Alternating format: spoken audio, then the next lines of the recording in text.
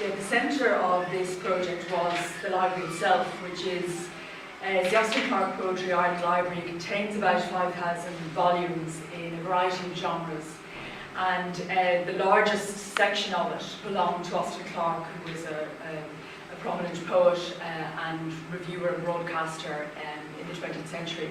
And so the idea behind looking at this collection was that it could point in several different directions.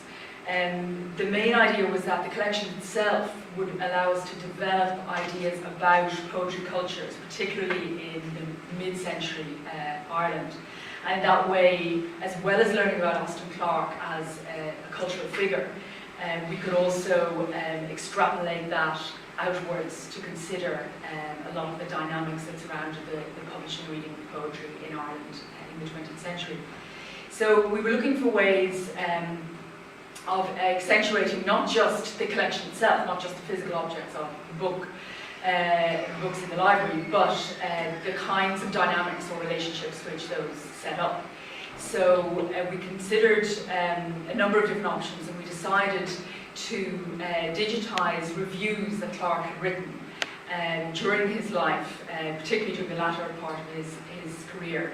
And these were represented in the library by the books themselves. So we had both the physical object of the book, and we were able to track down the reviews that Clarke had written.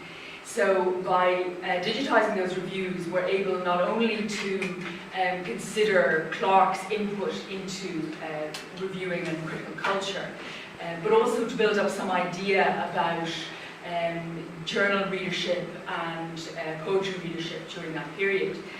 The reviews that we chose were designed to span a range of different works. So we looked at books that were published in Ireland that were of Irish interest, but also books that had more international focus.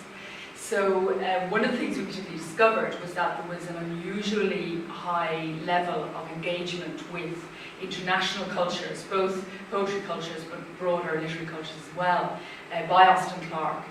And as a result of that, as well as the digitisation project, we also ran a symposium in which we looked at international cross-currents in Irish poetry in the 20th century.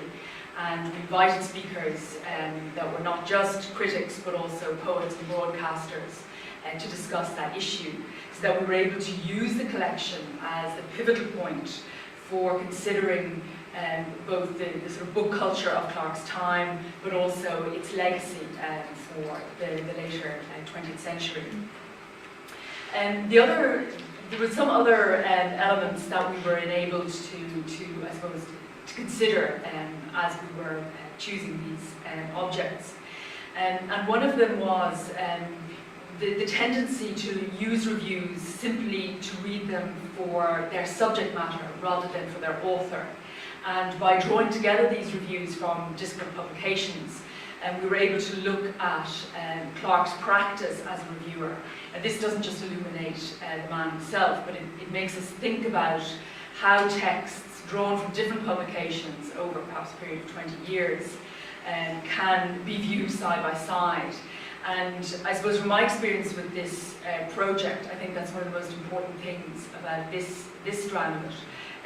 Was that it allowed us to pull together elements that would be quite hard for students to find or would be quite difficult to view side by side. Allowed us to draw those together and it showed the ways in which we might use that kind of technology or resource in the future. Thank you, Lucy.